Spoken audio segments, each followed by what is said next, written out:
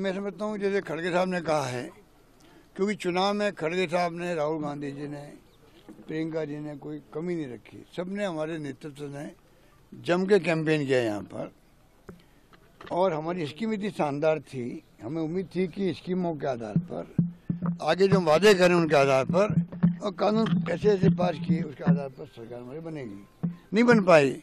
खड़गे साहब ने आज भी कहा है कि जो हुआ तो हुआ है सबके सामने, हम इसको भी देखेंगे क्या कारण रहे होंगे। आगे पार्लियामेंट तैयारी करने की हमें शुरुआत करनी चाहिए। मेरा मानना कार्यकर्ताओं में कहना चाहूँगा, चुनाव में हार और जीत होती रहती है, कई कारण बन जाते हैं। उसमें जो मोदी जी, अमित शाह जी और जितने नेता आए थे बाहर से, 5-7 मुख्यमंत्री आ गए, पूरा धावा बोला मेरे पर और सरकार पर। उनका टारगेट था, क्योंकि सरकार गिरा नहीं पाए थे वो। मुझे उम्मीद थी कि जनता बदला लेगी उनसे, कि आप लोग लोकतंत्र की हत्या कर रहे थे, सरकार गिराने का काम कर रहे थे, हॉस्टिंग कर रहे थे, जैसे आपने मध्य प्रदेश, कर्नाटक, महाराष्ट्र में करी। तो मैंने कहा जनता बदला लेगी।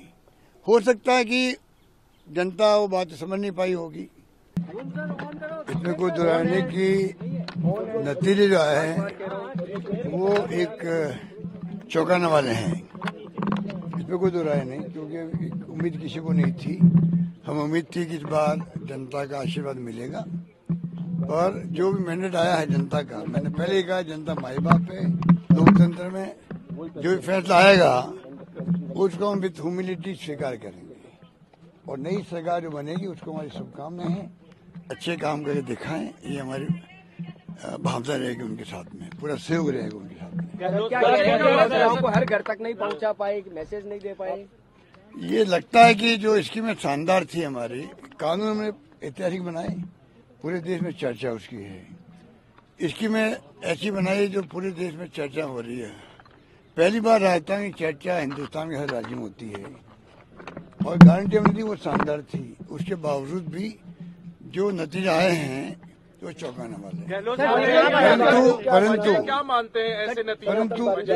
परंतु क्योंकि छत्तीसगढ़ में भी जो उम्मीद थी उसके विपरीत नतीजे आए हैं, मध्य प्रदेश में उल्टे नतीजे आए हैं, इसलिए जब 3 राज्यों में ऐसे परिणाम आए हैं तो मैं समझता हूँ कि ये एक सोच का विषय, एग्जामिन करने का विषय है कि क्या कारण रहे होंगे। थोड़ा इसमें अभी तो आज तो नतीजे आ रहे हैं, अभी तक तो थोड़ा रुकिएगा, धैर्य रखिएगा, इसके परिणाम पता करेंगे क्या कारण रहे होंगे।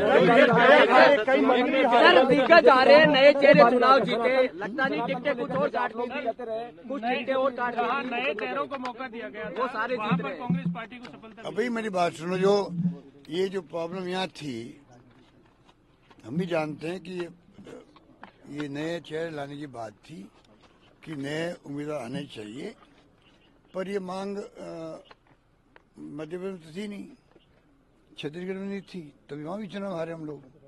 तो ये कहना कि भाई नए चेहरे तो जीत जाते, वो गलत बात है। नंबर 2, नए चेहरे को हम सब लाइक करते हैं, पर जो सर्वे आए थे, जो भी आए थे, उसमें अगर किसी के खिलाफ में एंटी इनकम्बेंसी थी तो नो ऑप्शन, इस प्रकार हालात बन गए थे। इसलिए वो भी जो फैसले हम करना चाहते थे वो नहीं हो पाए।